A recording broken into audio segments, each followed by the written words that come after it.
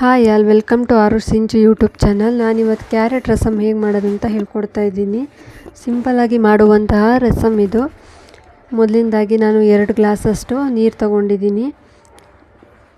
ಈಗ ನಾವು ಒಂದು ದೊಡ್ಡ ಕ್ಯಾರೆಟ್ ತೊಗೊಂಡಿದ್ದೀನಿ. ಸಿಪ್ಪೆ ತೆಗೆದು ಕಟ್ ಮಾಡಿ ಇಟ್ಕೊಂಡಿದ್ದೀನಿ.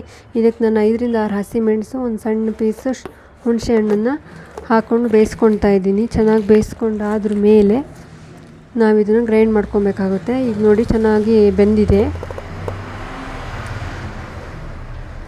ಬೇಗನೆ ಆಗುವಂಥ ರಸಮ್ ಇದು. ಬೇಗನೆ ಆಗುತ್ತೆ, ಈಸಿ ಕೂಡ ಇದೆ, ತುಂಬ ಚೆನ್ನಾಗಾಗುತ್ತೆ.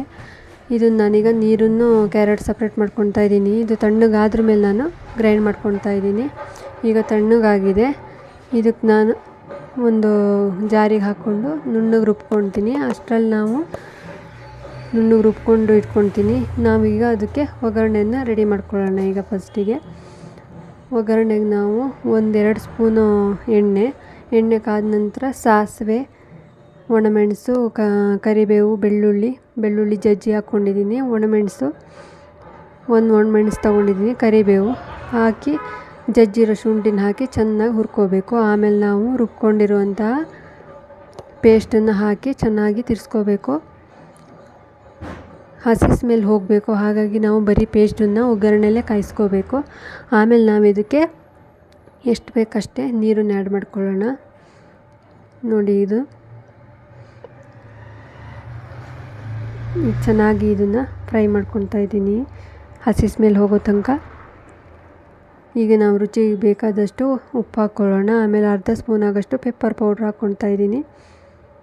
ಖಾರ ನೋಡಿ ಪೆಪ್ಪರ್ ಪೌಡ್ರ್ ಹಾಕ್ಕೊಳ್ಳಿ. ಹಸಿಮೆಣಸು ಆಲ್ರೆಡಿ ಹಾಕಿದ್ರಿಂದ ನಾನಿಲ್ಲಿ 1/2 ಸ್ಪೂನಷ್ಟು ಪೆಪ್ಪರ್ ತೊಗೊಂಡಿದ್ದೀನಿ. ಇದನ್ನು ಚೆನ್ನಾಗಿ ಕುದಿಸಿ ಆದ್ರ ಮೇಲೆ ನಮಗೆ ಎಷ್ಟು ಬೇಕಷ್ಟೇ ಇವಾಗ ನೀರನ್ನು ಆ್ಯಡ್ ಮಾಡ್ಕೊಳ್ಳೋಣ. ರಸಮಿಗೆ ಎಷ್ಟು ಬೇಕೋ ಅಷ್ಟೇ ನೀರನ್ನು ಹಾಕ್ಕೊಳ್ತಾ ಇದ್ದೀನಿ. ನೋಡಿ ಫ್ರೆಂಡ್ಸ್, ಚೆನ್ನಾಗಿ ಬಂದಿದೆ ಸಾಂಬಾರು. ಸ್ಮೆಲ್ಲು ಕೂಡ ಸಖತ್ತಾಗಿದೆ. ಈಗ ನಾವು ಲಾಸ್ಟಿಗೆ ಇದಕ್ಕೆ ಸಣ್ಣದಾಗಿ ಕಟ್ ಮಾಡಿ ಇಟ್ಕೊಂಡಿರುವಂಥ ಕೊತ್ತಂಬರಿ ಸೊಪ್ಪನ್ನು ಹಾಕ್ಕೊಳ್ಳೋಣ. ಕೊತ್ತಂಬರಿ ಸೊಪ್ಪು ಹಾಕಿ ನಾವು ಜಾಸ್ತಿ ಕುದಿಸೋದು ಬೇಡ, ಗ್ಯಾಸ್ ಆಫ್ ಮಾಡೋಣ. ತುಂಬ ಚೆನ್ನಾಗಾಗುವಂಥ ರಸಮ್ ಇದು. ನೀವು ಒಂದ್ಸರಿ ಮನೇಲಿ ಟ್ರೈ ಮಾಡಿ. ಎಲ್ರಿಗೂ ಇಷ್ಟ ಆಗುತ್ತೆ. ಎಲ್ರಿಗೂ ಈ ರೆಸಿಪಿ ಇಷ್ಟ ಆಗಿದೆ ಅಂದ್ಕೊಳ್ತಿದ್ದೀನಿ. ಪ್ಲೀಸ್ ಸಬ್ಸ್ಕ್ರೈಬ್ ಮಾಡಿ, ಶೇರ್ ಮಾಡಿ, ಕಮೆಂಟ್ ಮಾಡಿ. Thank you.